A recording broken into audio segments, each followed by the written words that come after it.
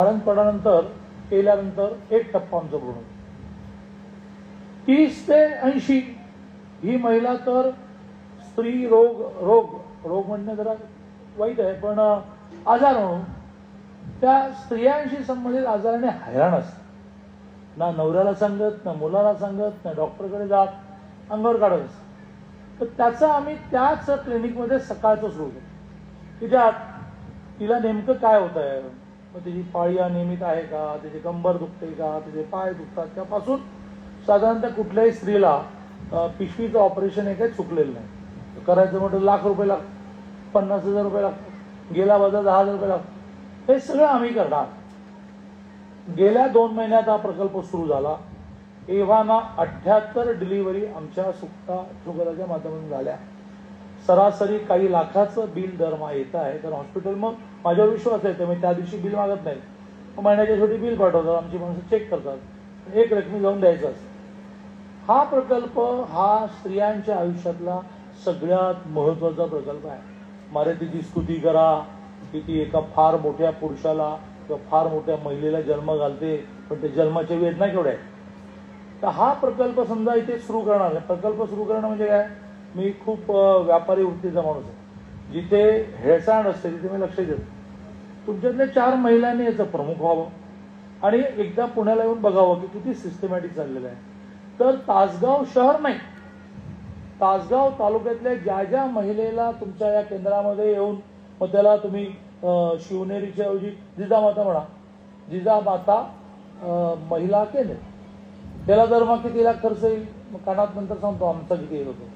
तर ते सगळे दरमहा तिथे पोहोचवतील. तुम्ही काही मंडळाच्या पैशातून खर्च करू नका. ऊसतवार म्हणजे याची व्यवस्था ही तुम्ही करा. अशा 1 ना 2 अनेक प्रकल्प महिला. जर तुम्ही दुर्गा मातेचं मंदिर केलं की नाही, मी आल्याला विचारलं की शंकराचं का नाही केलं, आल्याला विचारलं गणपतीचं का नाही केलं, तर त्यांनी मला लॉजिक सांगितलं की बाबा गणपती उत्सव आम्ही करतो, तर 2-3 दुर्घटना घडल्यानंतर आम्हाला असं वाटलं की आपल्याला गणपती काही पावत नाही. असं काही नसतं. परमेश्वर हा एकमेव प्रेमळ माणूस असा आहे की जो भक्ताचं कधी नुकसानच करू शकत नाही. पण माहीत नाही, त्यांची धारणा झाली. मग म्हणे आम्ही नवरात्री सुरू केली आणि ती खूप उत्साहात पार पडवली. मग आम्ही दुर्गा मातेचं मंदिर कर, दुर्गा मातेचं मंदिर कर. आणि त्यामुळे जिजामातेच्या नावाने त्या गायनिक, कधी कधी इंग्लिश शब्द बोलले की गायनिक होय बरं, तसं गायनिक म्हणजे महिलांच्या आजारासंबंधीचं एक क्लिनिक मोफत, रक्त तपासणी मोफत, इंजेक्शन मोफत, औषधं मोफत, डिलिव्हरी मोफत, ऑपरेशन मोफत. त्याचं व्यवस्थित कॉम्प्युटराइज करू आम्ही सॉफ्टवेअर डेव्हलप केलेलं आहे. ही सरकारी योजना नाही, सरकारी योजना आहे. मी मंत्री आहे, सिनियर मंत्री आहे. महाराष्ट्रामध्ये फक्त गृह खातंच राहिलं, बाकी सगळी खाती माझी झाली. त्यामुळे मंत्री आहे. तरीही माझी अशी धारणा आहे, आयजीच्या जीवावर बायजी उदार कशाला, सरकारच्या योजना मी कशाला द्यायला पाहिजे. सरकार देईल, मी काय करणार, माझ्या खिशामध्ये हात घालणार की नाही, हा महत्वाचा मुद्दा आहे.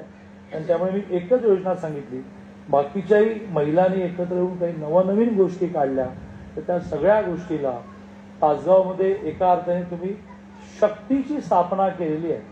ही देवी अशी आहे की जी देवी ज्ञान पण देते, सरस्वती, जी पैसा पण देते, लक्ष्मी, आणि जी शक्ती पण देते, जय जगदंब, म्हणजे जय भवानी माता. आणि त्यामुळे महिलांना उपयोगी पडणारे उपक्रम मंडळाने करावेत. एक फार तुमचं मला बरं वाटलं की तुमच्यामध्ये बहुधा एकही व्यसनी नाही. व्यसनी तरुणाला तुमच्या मंडळाचं सदस्य ठेवू नका.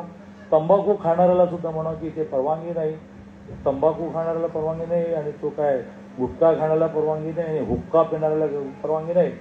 आगामी काळात जर आपण आपली तरुणाई जपली नाही तर आपला सुद्धा विदेशातला एखादा देश की ज्या देशामध्ये तरुण पिढी उद्ध्वस्त झाली, ती लग्न करत नाही, ती मुलं होऊ देत नाही, अख्ख्या देशाची लोकसंख्या खाली खाली येत चालली, तो देश सर्वाला भारतीय पोरं पाहिजे.